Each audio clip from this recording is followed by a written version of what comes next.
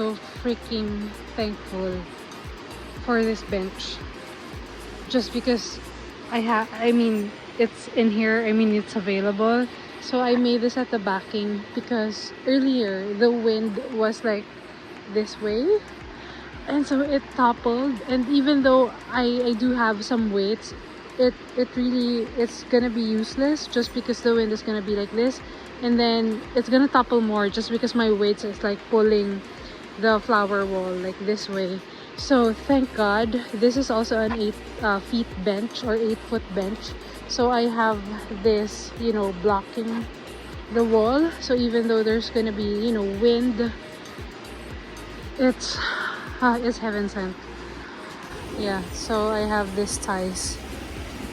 The ties are there, so it should hold up, hopefully.